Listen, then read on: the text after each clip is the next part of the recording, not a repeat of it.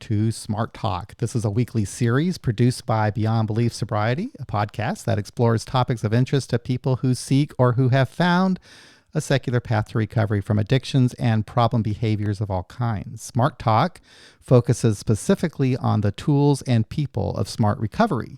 Every week, we will highlight a smart tool or person who's been helped by them.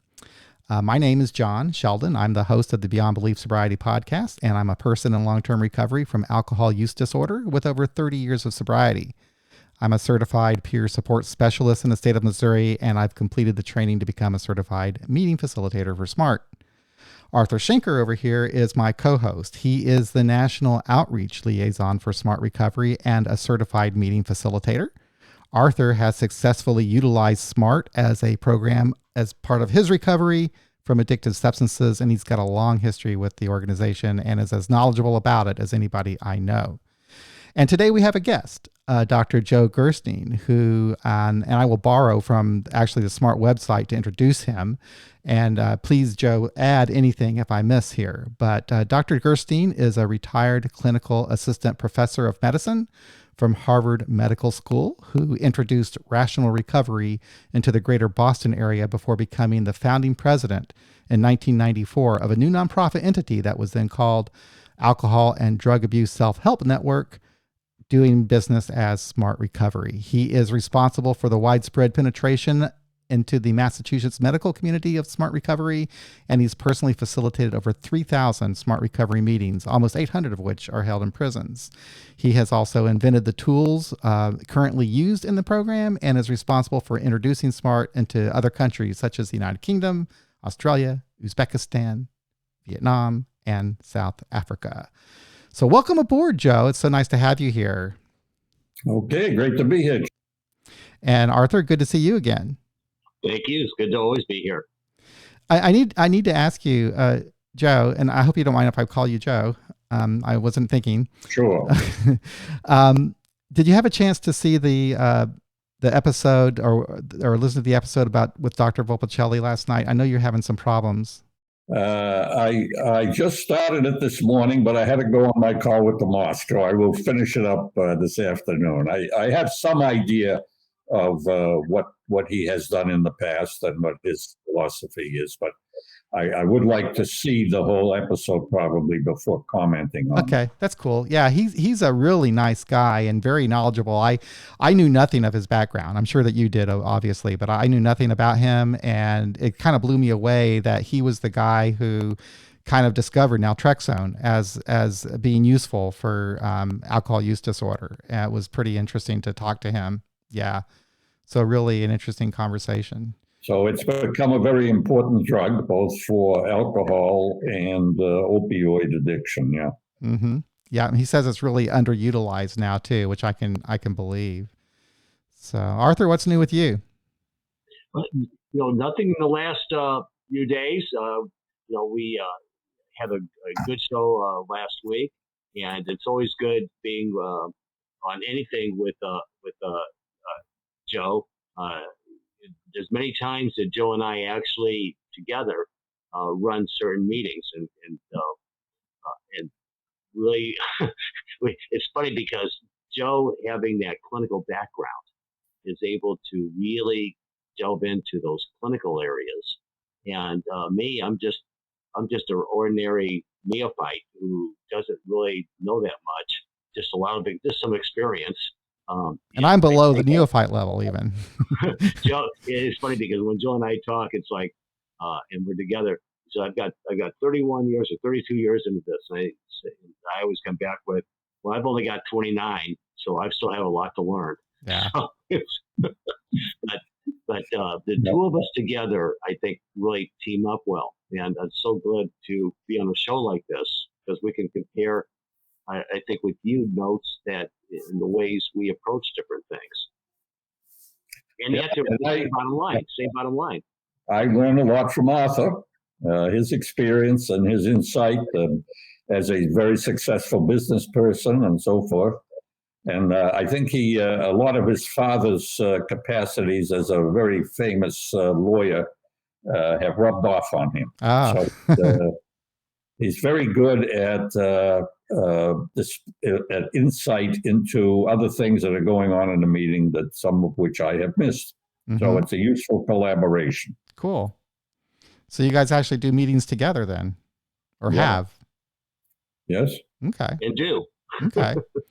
So I thought today what we would do is I'd like to learn more about Joe and the history of SMART. And we also got some feedback from last week's episode that, and some of the feedback we got came from Kelly, and she wanted to learn about two tools in particular. One of those being the hierarchy of values, and the other one being the ABC tool. And I was hoping, Joe, that maybe you could walk us through that. But before we get there, I would also like to just kind of learn more about Joe, his background, and a little bit of the history of SMART since he was there in the beginning. Does that sound good to you guys? Okay. Sure. Well, let me go through a little bit of feedback. It was all, I think, pretty positive from the episode that we had yesterday.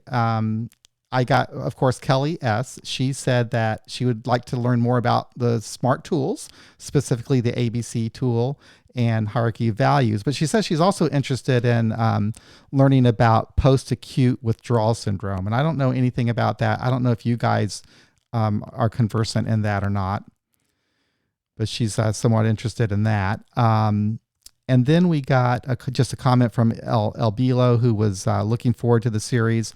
And then we had one comment that I think that he might have misunderstood what Arthur and I were doing, but he seemed to think that we were contrasting and comparing SMART with AA, and we were really doing our best not to even mention any other kind of program and just let SMART stand on its own. But he took issue with the discussion we were having about how some people feel that if you aren't motivated for recovery, it's because you haven't hit a sufficient bottom. And so Arthur and I were talking about that, and he seemed to take issue, the listener took issue with that, thinking that we were and somehow putting down this concept of hitting bottom. I don't know. So it was kind of interesting. But we were just kind of exploring the whole idea behind the motivation to change. Well, that's a big menu, John. Let me start with a little descriptive material about SMART recovery, or as we call it in Massachusetts, SMART recovery. It took me 10 years to learn how to say SMART, but as you can see, I finally learned how to do it. Cool. And of course, it may have been imprudent for me to have run the first meeting in Massachusetts in the basement of Memorial Hall at Harvard. Okay. Anyway, SMART is an acronym. It's a backwards acronym because we first got the name and trademarked it, and then we figured out self-management addiction recovery training. Right. So it turned into a very nice acronym that well describes the program. And the program really has two main precepts. One is the tools, which you've mentioned. Mm-hmm. There are 14 of them. We started off with only 2, and we just kept ratcheting it up. Now we have 14. There's a few others that facilitators have tried and seem to be effective, and maybe we will incorporate them in the next edition of our handbook. Incidentally, the handbook is in its 3rd edition, and it's available in 17 languages, in case there's anybody listening who, for whom English is not their first language. We're now working on Haitian Creole and Japanese. Oh, interesting. Creole. We'll get up to 20 pretty soon, I think. I think the Russian manual is ready for publication now, and the Hebrew one is almost there, under a grant from the Israeli government. Now, the 2 major precepts or concepts or elements of the SMART recovery program are 1, the tools, and 2, support, mutual support. When I started this, we talked about self-help groups mainly. Now the concept has morphed over to mutual aid groups, which is more descriptive of what goes on at recovery meetings, practically all recovery meetings, whether it's SMART or AA or NA or refuge recovery or women's sobriety. There's an element, a very important element, and some people think it's the most important element, group support of peers. And I also might mention, so I don't forget it, which I sometimes do, that we also have a support group called Family and Friends, which is also science-based, evidence-based.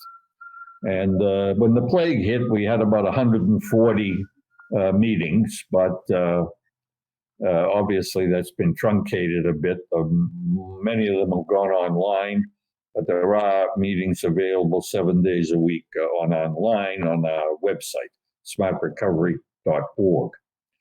Now, it's a science-based program. We said that for about 25 years. In the last 5 or 6 years, we've been able to say it's an evidence-based program. What's the difference? Because the difference is that the basis of it is clearly cognitive behavioral psychology, motivational interviewing, stages of change, motivational enhancement theory, and so forth. Well established scientific principles of what can help people who are attempting to recover from addictions. But the evidence base comes from specific studies on smart recovery. Gotcha. That demonstrate its efficacy. Okay. So we've got our bibliography now runs to over 100 articles, many of them from peer-reviewed journals. And the program is endorsed by National Institute of Drug Abuse, National Institute of Alcoholism and Alcohol Abuse, Substance Abuse Mental Health Services Administration, the U.S. and Canadian federal prison systems, National Association of Drug Court Professionals, et cetera, et cetera, et cetera. And the governments of many countries. We host meetings in 32 countries now. So it's a very well-established program. Somebody maybe is listening and never heard of it, say, what the hell is smart recovery? Well, we're there. If you go on the website of NIDA, the website of NIAAA, the website of SAMHSA, and so forth, and you look under mutual aid groups or other programs for non-treatment programs for recovery, you'll generally see AA, NA, smart recovery now. So it's now in the realm of well-established programs. We now have 17 employees. Wow. It's a nonprofit group. So our meetings are free. Right now, we can't even pass the hat. So really? That's right. There's still about 1,000 meetings that are going on a local basis, but most of them have moved online now on Zoom. Sure. As happened with AA and NA as well. The venues, I mean, as a nonprofit, most of our venues are in a place like New York City. We have to pay for a venue, but in most places, I'd say 98% of our meetings are held in libraries, churches, synagogues, hospitals. Many in hospitals in Massachusetts. I think we're in 24 hospitals host smart recovery meetings. Most of the major teaching hospitals, as everybody knows, Boston is a major international medical mecca, if I can use that word. And most of those hospitals have smart recovery meetings, many of them multiple. Right. Also mental health hospitals and the reputational study that U.S. News and World Report does every 2 years. One of the things they do is they rate mental health hospitals. Well, it so happens that of the 7 top-rated mental health hospitals, 5 of them host smart recovery meetings, a total of 16 meetings. And one of them, the Mayo Clinic, regularly sends its people to one of the 3 meetings in Rochester, Minnesota, and there's only one holdout. For some reason, Columbia Presbyterian Hospital doesn't have smart meetings. I think maybe there's some old resentment against Albert Ellis, who invented rational emotive behavior therapy, which we use some of the techniques in our program. At any rate, so that's the background. Okay. And there's over 3,000 meetings around the world now, and it's adaptable in culturally diverse settings. Mm-hmm. We have a special handbook for Australian Aboriginals. It's in 6 Muslim majority countries have the SMART recovery program operating. What would you attribute this growth to? What? The growth, I guess, I hope it's efficacy. It's efficacy. I mean, people vote with their feet, and obviously we've trained about 12,000 facilitators. Yeah. We require our facilitators to be trained, right, because it's a science-based program. They have to have some idea about what the science is, mm-hmm. And to how to incorporate that into a group meeting with lay people. You really take a lot of care to make sure that the facilitator is ready to operate that meeting. Right, sure. I mean, for a local meeting, all they have to do is complete our facilitated training, which takes about 20 hours of unscheduled time. It's a very sophisticated I've done online audio-visual program that's rated very highly. 2/3 of the people who are taking it are professionals, either certified or licensed professionals, and 1/3, roughly, are peers. People usually have been successful in our program. A few of them may be family members, but most of them are graduates. I'm the only untrained facilitator because I've been doing it basically since 1990, and I never bothered to take the facilitator training. Would you mind giving us a little history lesson about SMART since you were there? Sure. Okay. Well, SMART started out as rational recovery. A man named Jack Trempy was a social worker. Just couldn't get anywhere with the 12 steps. Eventually went to the REBT Institute in New York, run by Albert Ellis, and learned REBT is one of the cognitive behavioral techniques. And he learned that. It helped him. He stopped drinking. He's still alive, as far as I know, never drank a drop since. Even though he told me at one time that he'd driven drunk 100 times. He was smart enough to elude the police, but since then he's been okay. And at what point, that's when I joined up. I started the 13th meeting in the U.S., and I had, after about the 6th meeting, I never intended to get deeply involved. I just had a lot of patients who just couldn't get with the program with 12 steps. Either they didn't like it, or it was ideologically futile for them, or they just didn't like the style or whatever, but one reason or another. And I tried to bludgeon them into going. That was what I did. That was all that was available, but some of them just said, no, that's it. And there was really nothing to do with them. Right. Nobody wanted them. No psychiatrist didn't want to see them. And outpatient remuneration from insurance was practically nil at that time in 1990. Anyway, I started my meeting after inviting Jack Trempy to Boston and got him in the newspaper and on a radio show. And other people in the field just didn't seem interested. So I started a meeting, and I really didn't have the time to be involved in facilitating meetings. I was extremely busy as both a practicing physician and a teacher. And but by the 6th meeting, because I didn't want to see it die, I said, this program is going to change the world. Wow.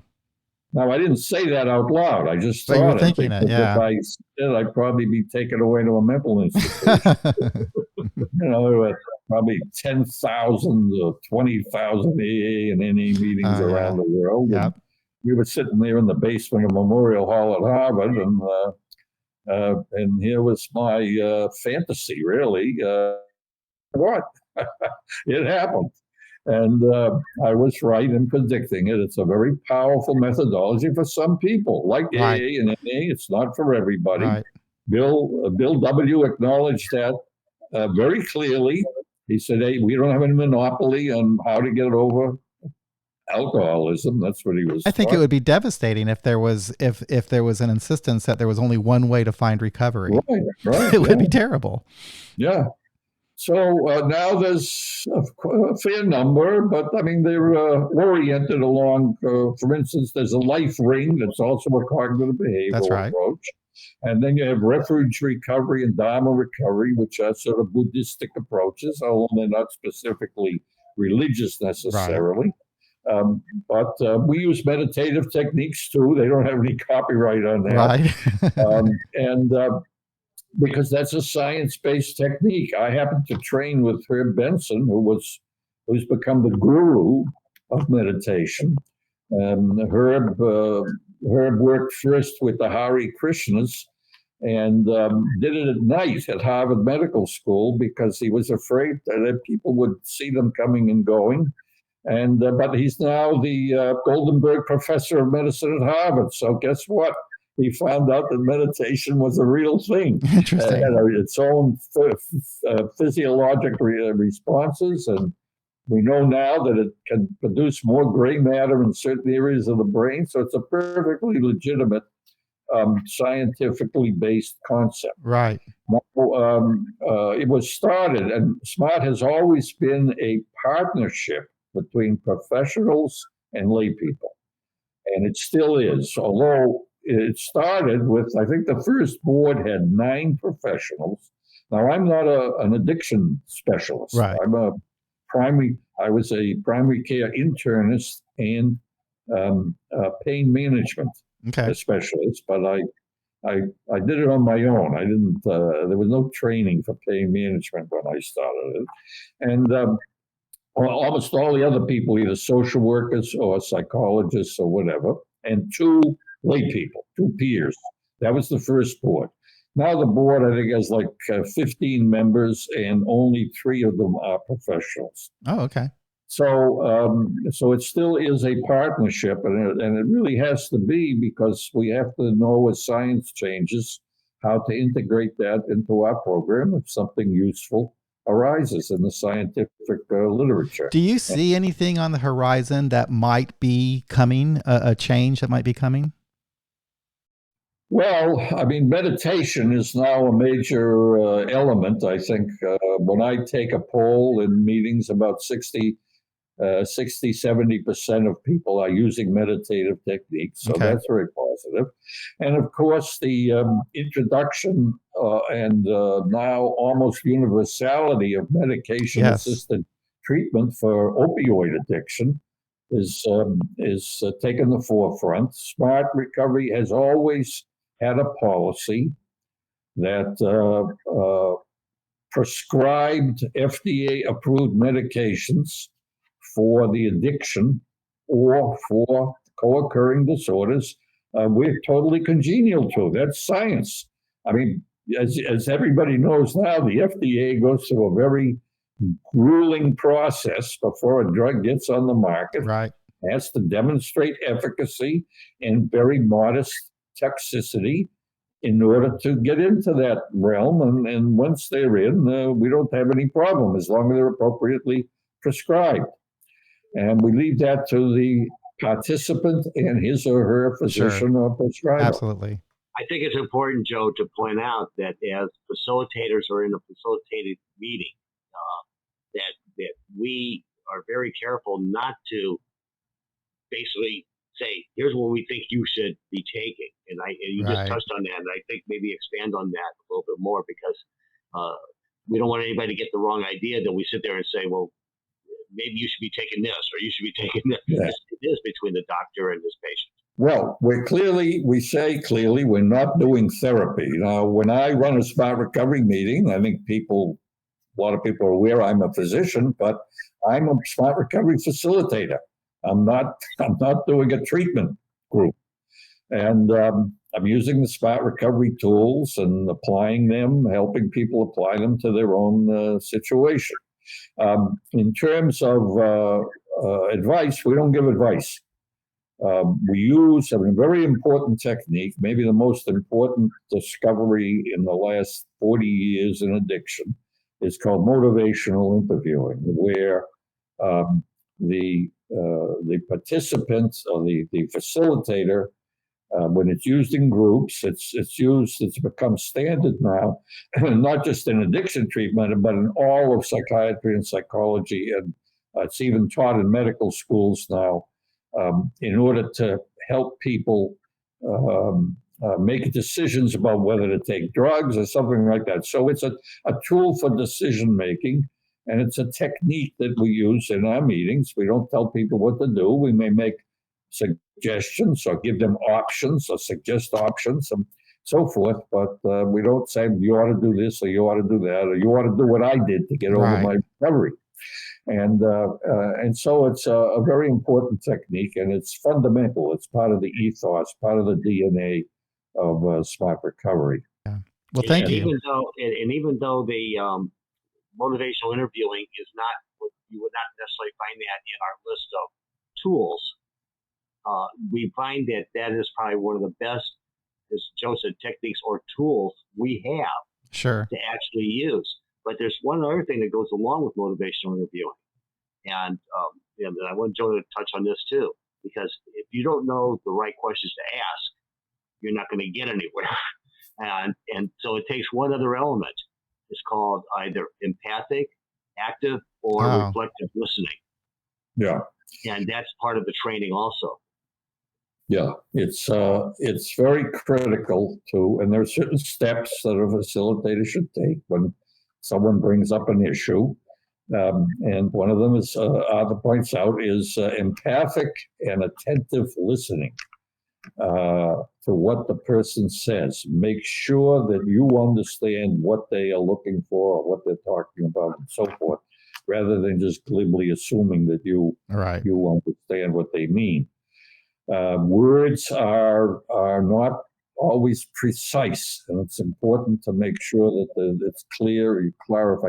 I think I told Arthur's heard this, he's sick of hearing it already, but at one of our meetings, we go around and start our meetings, we do what's called a checkup or a check-in. And people tell about what their problem is. It's brief, what their type of problem is, what they've done, what has been useful for them, what hasn't been useful, and then how their life has been going the last week or two. And then we move on to the next person, and we build a meeting based on what comes out in the check-in. And I was at a meeting, and everything was going smoothly. We got around to the sixth person. He said, "Hey, what's this smart recovery all about? This is my third meeting now. And I've been to two other different meetings. What are you guys selling? What's the crooks of smart recovery?" Well, I don't know why he was so belligerent. Why he went to a third meeting if the other two meetings really didn't resonate with him. There he was, and he put me on the spot. And I thought for maybe 20, 30 seconds, it felt like 2 minutes, but then here's what I came up with. The crooks of smart recovery. That's what he wanted to know. We want to help people clarify their thinking so they can make better decisions for themselves. I like it. We want to help people clarify their thinking so they can make better decisions for themselves. That's what it's all about. Yeah. Now, obviously, if you have an addiction, you've been making bad decisions over and over and over again. Right. And bad decisions come from unclear or irrational or unhelpful thinking. Right. So that's where we want to go. And that's mainly what we talk about at our meetings. And that kind of leads us into... I think it's really important to point out, if you don't mind interjecting, that a lot of times when I do meetings and Joe does meetings, and sometimes we do meetings together, we kind of ask the people, so do you think that alcohol and drugs and other maladaptive behaviors are the problem? And of course, almost everybody just says, yeah, that's the problem. And what we want to point out is, and it's exactly from the definition that Joe just gave, maybe that's not really the problem. The problem is, why do we make the choice to use them? Is where the problem comes in. Learn different cultures. The alcohol is just a liquid in a bottle. Okay. And what Jack Kirby used to say is, no drink ever jumped off the table and poured itself down anyone's throat. So we understand the craving and the urges and all of that, but ultimately, the decision is yours, whether you drink or drug or whatever you do. And we know that many people with severe addictions stop. Yeah. With alcohol use disorder, it's about 30% of people do it on their own. Oh, that's right. That's right. Yeah, I mean, that's common. Yeah. The last study by the NIH on this randomly contacted 18,000 people to establish this fact. I think it's pretty clear. Yes. When you contacted 18,000 people that your study is likely to be significant. So Interesting. they found out that people who fit the criteria of alcohol use disorder, in those days it called it alcohol dependence, that is addiction, and who hadn't had a drink for 5 years now, 30% of them got there without any contact with the recovery system. And that's it. That's the reality. Yeah. So people are able to figure it out. But obviously, it doesn't work for everyone. Some people need help. And it may have been their 20th attempt, but they did it. Yeah. Well, So, I'm sorry. go Go ahead. I was hoping that we could maybe get into some of those tools, because a lot of what you're talking about now, I think, corresponds with these tools that Kelly was asking about. Would you mind going through like the hierarchy of values, for example? And I believe you came up with that, didn't you? Yes, I did, in the middle of a meeting. Don't ask me how. I mean, there's a lot of things that we imbibe, mentally imbibe, and they just sit around in our hippocampus and hibernate for many, many years. And one of them that was hibernating for me was Abraham Maslow's hierarchy of needs. Mm-hmm. Now, without going in depth into that, Abraham Maslow is a very famous psychologist who came up with this concept, hierarchy of needs. So what is the hierarchy of needs? Well, there are four essential, absolutely essential needs: water, or liquids, Right. food, oxygen. Mm-hmm. We all need oxygen. And protection from the elements in the temperate zone. Obviously, in the Amazon, you don't need a lot of protection from the elements, but certainly in Boston or Illinois or Missouri, you do. So those are the needs. Now, Maslow also added other needs like human relationship, career, sex, and things like that. But I was always a little dubious that those were needs, because we have people like hermits who don't seem to need any human relationship or anything. But anyway, I kept that to myself. But it was in my hippocampus. And during a meeting, I had a man who was a lawyer, a retired lawyer, apparently well-to-do. And he had a big problem with alcohol. He delineated at each meeting, all the problems he had with it. I won't go into details about it, but anyway, for 6 consecutive meetings during the check-in, he said, well, I'm not sure I want to stop, and so forth and so on. And many people are in this situation. We call it ambivalence. In Greek, that means different directions. Oh, okay. Multiple directions. Well, that's what most people who come to a spot recovery meeting are ambivalent. A few are absolutely certain they want to stop and never do it again. But a lot of people say, well, maybe someday, and so forth and so on. I often ask people who newly come to a meeting, how strong is your motivation, 0 to 10, to stop drinking or drugging, whatever it is, period. And the average is 7.5 or 8. It's not 10. No matter what they reel off in terms of the catastrophes and negativities that have happened in their life, they're still clinging to that hope that maybe they can drink a drug safely, whatever. So at that point, he was ambivalent.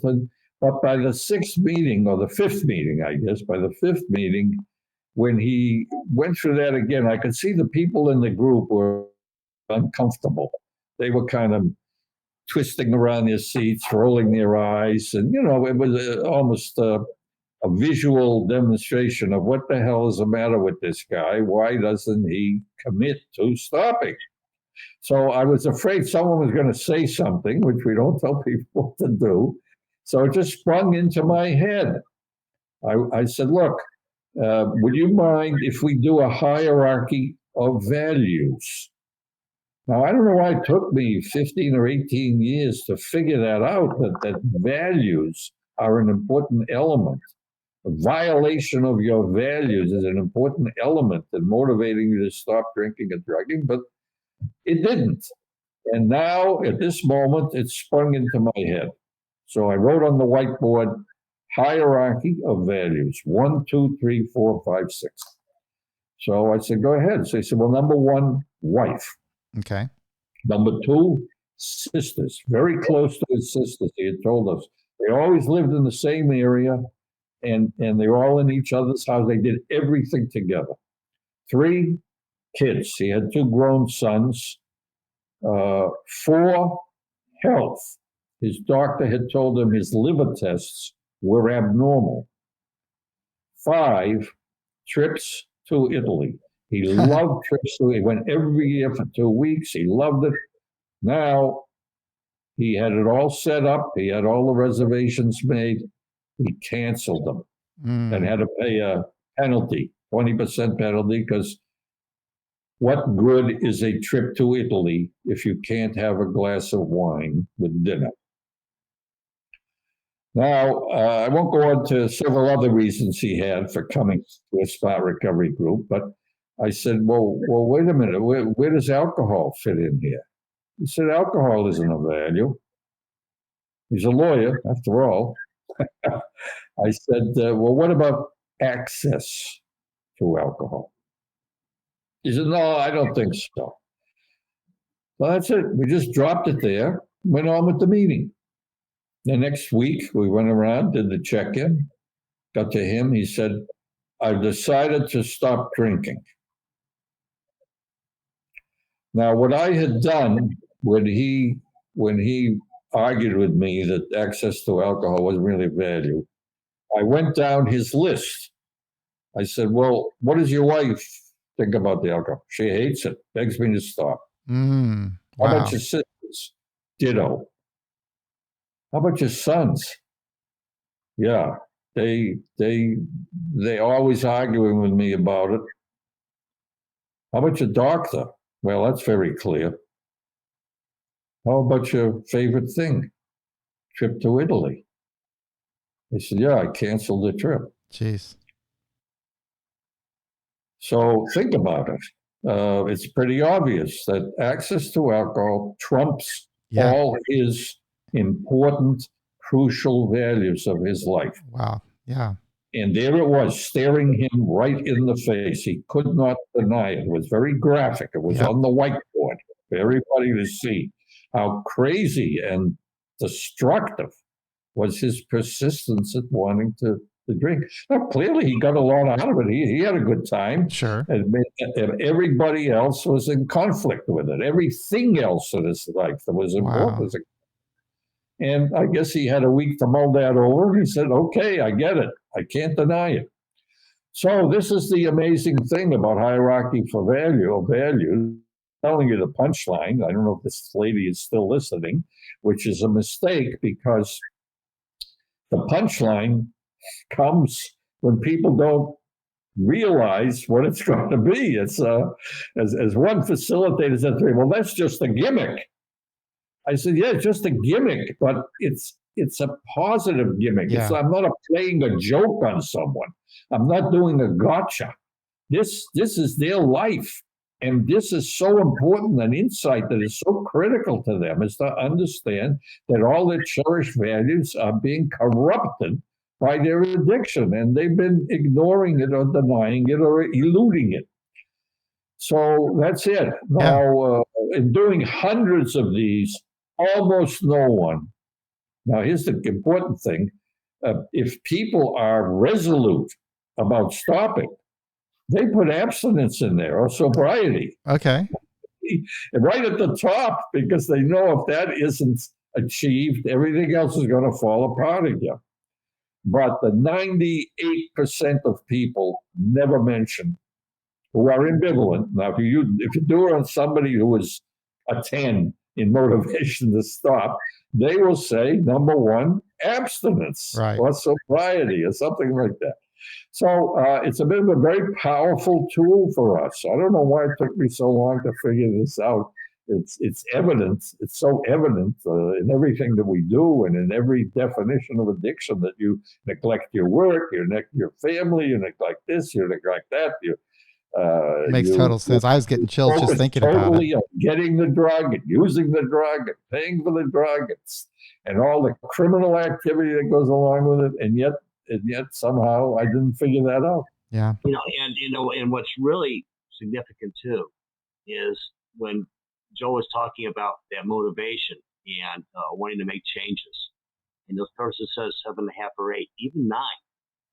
And if you do, and when you do a hierarchy of values with them, all of a sudden their motivation is enhanced. Right. When they really figure that out, when they see this, like a bell goes off, and they see that. I remember doing one once with a lawyer, funny enough, and he said that when his wife would work in the evenings, and he had his young kids at home, and he found it to be a time that he could drink because the wife wasn't there and the kids were asleep. They were young kids. I said, well, what would happen if those kids got sick in the middle of the night? Would you be capable of driving them to the hospital or doing something about that? And he said, I never thought about that. And that night, it was like an epiphany, like a bell went off. And I talked to him a year later and never touched a drink again. Yeah. It was like, it's just amazing how that reacts and how it builds that motivation to want to continue on that good abstinent journey. And there's also times that when the people don't point it out, because when Joe said 1 or 2% of the people get that alcohol came before everything else that we talked about in values. When we get through, and I ask it a little bit differently, but same bottom line again. To get them to that same place. But once they realize that, then I say, well, what if we took and added sobriety or abstinence as their number 1 value? What happens to the other values? Well, they stay intact. And I said, and if you don't have that sobriety or abstinence, what happens to those values? Right. They're corrupted. That's when they can go by the wayside. Yeah. So it's really, to me, one of the most motivationally tools that I think the Smart Recovery has that Joe. Yeah, it seems. Yeah, I can see the value in that. So we're coming up on 45 minutes. Do you think maybe we should save the ABC tool for next week, Arthur? Yeah, that's complicated. I would say so, because there's a lot of different areas that you would be using that in. So let's save that for next week, Arthur, and we can go through that in a lot of detail. We might want to spend most of the episode next week on that. That sounds good to me. So, along that line, I think about the 6th meeting I was running, one of the participants checking in said, "Gee, this. Well, we use the ABCs is the tool that we use to demonstrate REBT, irrational motor behavior therapy." So he said, "Gee, this ABC thing, it's starting to spread into my business life, my home life." And he looked kind of concerned. So I said, "Well, you look kind of worried." He said, "Yeah, well, I thought it was just supposed to be for addictions." I said, "Well, any problem with thinking more rationally in your business?" He said, "No." "Any problem with thinking more rationally before you get into arguments and so forth at home?" He said, "No."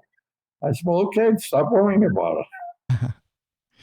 So anyway, Kelly, before next week's episode, you can go to the Smart Recovery website, smartrecovery.org, and look at the Smart toolbox. and you can click on, they have PDF files of all the different various tools, and you can read ahead of time about the ABCs before Arthur and I talk about it next week. So definitely take an opportunity to do that. The SMART website has a lot of information. I would really recommend it to anybody who's interested in learning more about SMART or even participating. I mean, they have an online community there that's been going on for quite a while, and you can register for that and participate in that as well. I've been through a couple of meetings online and would like to do more of those. So check it out, smartrecovery.org. Joe, thank you so much for taking the time to be here. I really, really appreciate it. It was a really interesting conversation, and I'm really grateful for you to take the time to do this. Glad to do it. And Arthur, as always, it's a pleasure. And I'm really looking forward to the day when I drive across I-70 and visit you in St. Louis, one of my favorite cities. Yeah, we'll have to meet in Columbia. Okay. All right. All right. Well, that's a wrap, guys. Thank you very much.